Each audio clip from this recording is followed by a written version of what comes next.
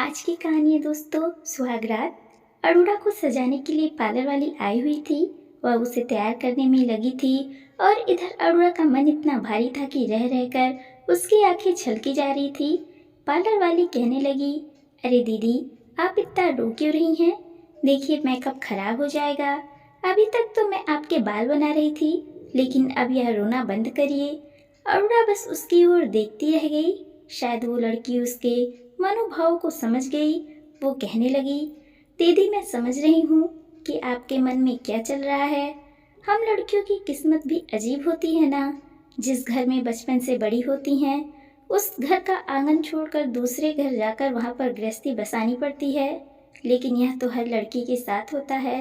जब मेरी शादी हुई थी तब मुझे भी ऐसा ही लग रहा था। लेकिन आप यह सोचिए ना कि आपकी ज़िंदगी की एक नई शुरुआत होने जा रही है। अरोड़ा बहुत भावुक हो गई। वो कहने लगी, मेरी माँ इस दुनिया में नहीं है, इसलिए आज मुझे उनकी कमी कुछ ज़्यादा ही महसूस हो रही है।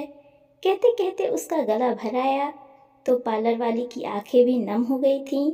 तभी बाहर से उसके पिताजी आए और कहने लगे, अरे तुमने अभी तक मेरी बेटी को तैयार नहीं किया है? जल्दी करो भाई, थोड़ी देर में बारात आने वाली है। अरुणा ने अपने पिताजी से अपने आंसू छुपा लिए, क्योंकि उनके पिताजी उससे बहुत प्यार करते थे और उसे रोते हुए देखते तो उन्हें बहुत बुरा लगता। जब अरुणा तैयार होकर अपनी सहेलियों के साथ मंडप की ओर बढ़ रही थी तो उसके पिताजी की आंखों में आंसू आ गए। वो अपनी जेब से 2 कंगन निकालकर उसकी हथेली में डालते हुए बोले, बेटा, यह तुम्हारी माँ की कंगन है। इसे अपनी माँ का आशीर्वाद समझकर अपने साथ रख लो। अब अरुणा से रुका नहीं गया। वह पिता के गले से लगकर सिसक उठी। उसके पिता ने उसके आंसू पोंछते हुए कहा, ना बेटा ना, रो मत। देखो आज इतना शुभ दिन है, तुम्हारी माँ नहीं है तो क्या हुआ? ससुराल में तुम्हारी सास तुम्हें माँ की तरह प्यार देगी। तुम भी बेटी की तरह जिंदगी भर उनका ध्यान रखना, और क्या चाहिए। तभी उसका भाई अमर उसे चिढ़ाते हुए बोला, अरे मोटी, जल्दी जीजू के पास जाकर बैठो ना, तभी तो तुम्हारी शादी होगी और तुम्हारा कमरा मुझे मिलेगा। यह सुनकर वह गुस्से से अपने छोटे भाई को घूर कर देखने लगी। हालांकि उसे पता था कि भाई मजाक कर रहा है, फिर भी उसे रोना आने लगा, क्योंकि अब पिता और भाई उसके बिना घर में अकेले रह जाने वाले थे। हालांकि पापा को खाना बनाना भी अच्छे से आता था और घर संभालना भी, लेकिन फिर भी उसे बुरा लग रहा था, क्योंकि उसके जाने के बाद यह घर थोड़ा अधूरा सा हो जाएगा। खैर, जल्दी ही विवाह की रस्में संपन्न हुई और अगले सुबह वह विदा होकर ससुराल जाने के लिए निकल पड़ी। अरुणा विवाह की रस्मों के बाद बहुत थकी हुई थी। रास्ते में जब वो अपने पति के कंधे पर सिर रखकर कब सो गई उसे कुछ पता ही नहीं चला। थोड़ी देर बाद उसके पति ने उसे जगाते हुए कहा, अरुणा, घर आने वाला ही है। अरुणा घबराकर उठकर और अपने घूंघट ठीक करने लगी। गृह प्रवेश की रस्मों के बाद उसकी सास ने उसे खाना खाने के लिए कमरे में बिठा दिया। फिर बीच बीच में थोड़ी बहुत रस्में और भी हुई और शाम को तैयार करके उसे सुहाग रात के कमरे में पहुंचा दिया गया। कमरा ज़्यादा बड़ा नहीं था। कमरे के बीचों बीच खूब बड़ा सा पलंग था, जिस पर सफ़ेद चादर बिछी हुई थी। उस पर गुलाब बिखरी हुई थी। पूरे कमरे में गुलाब के फूलों की खुशबू घुली हुई थी। एसी की ठंडी ठंडी हवा से अरुणा का मन फूल सा हल्का होने लगा। खाना तो पहले ही खाकर आई थी और खाना खाने के बाद उसे बहुत जोरों से नींद आ रही थी, लेकिन आज तो उसकी सुहाग रात थी, तो वह भला कैसे सो सकती थी।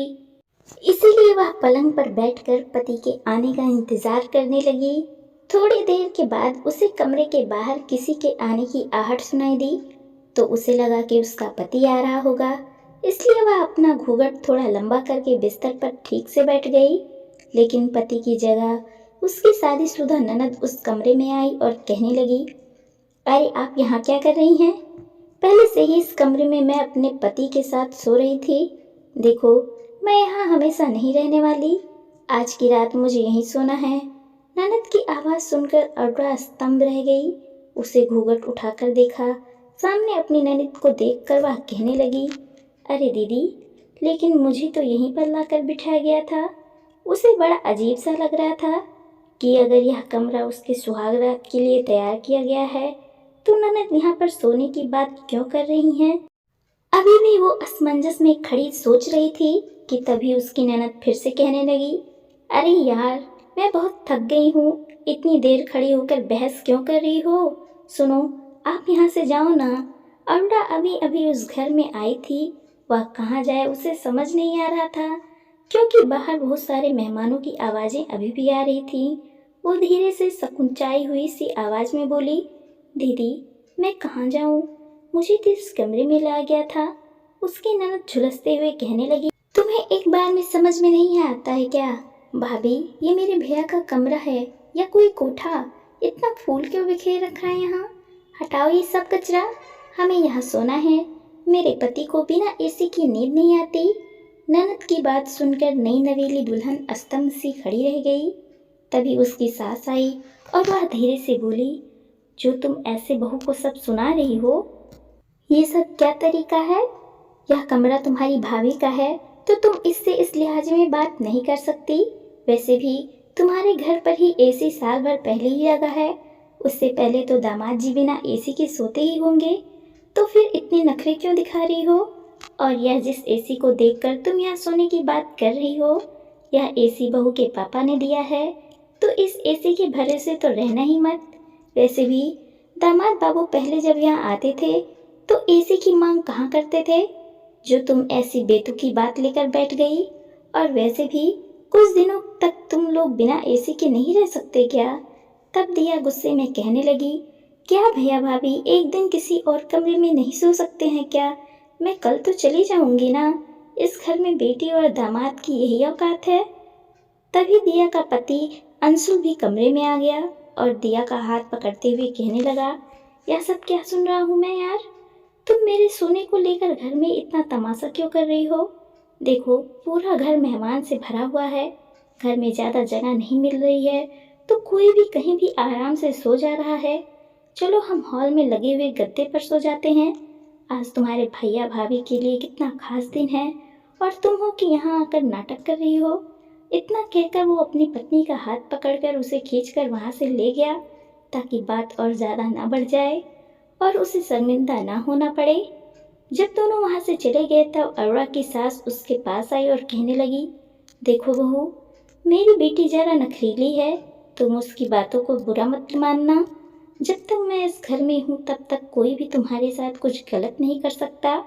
तुम्हारे लिए एक नई जिंदगी की शुरुआत होने जा रही है, तो तुम हंसी खुशी अपनी जिंदगी पर ध्यान दो और इन सब बातों को ज़्यादा दिल से मत लगाना। मैं हूँ ना, मैं सब संभाल लूँगी। इतना कहकर उन्होंने प्यार से बहू के माथे को चूम लिया तो अरुणा अचानक से अपनी सास के गले लगकर फूट फूट कर रो पड़ी और कहने लगी, धन्यवाद मम्मी जी, वरना ननद जी की बात सुनकर मैं तो डर ही गई थी कि मुझे कैसा ससुराल मिल गया है। जब आप कमरे में आई तो मुझे लगा कि आप अपनी बेटी का ही पक्ष लेंगी। मेरा मन बड़ा घबराने लगा था, लेकिन आपकी बातें सुनकर मैं समझ गई हूँ कि आपके होते हुए मेरे साथ कभी कोई गलत कर ही नहीं सकता। आज आपके रूप में मुझे मेरी माँ मिल गई। बचपन से ही मैं माँ के प्यार के लिए तरसती रही और हमेशा यही सोचती रही कि जब मेरी शादी होगी तो मैं अपने पति की माँ को ही अपनी माँ मान लूँगी। और आज इसकी शुरुआत हो चुकी है। मैं ईश्वर को धन्यवाद करती हूँ कि उन्होंने माँ के रूप में मेरे लिए आपको भेज दिया। कहते कहते उसकी आवाज़ बहुत भारी होने लगी थी तो उसकी सास की पलकें भी गीली हो गई थी। दोनों की पीठ एक दूसरे के आंसू से भीगने लगी थी। थोड़ी देर बाद अरुणा की सास ने उसके आंसू पोंछते हुए कहा, बस कर, अपना मेकअप खराब मत कर, वरना मेरा बेटा कहेगा कि तुमने मेरी पत्नी को ही रुला दिया, कहीं वह मुझसे नाराज ना हो जाए।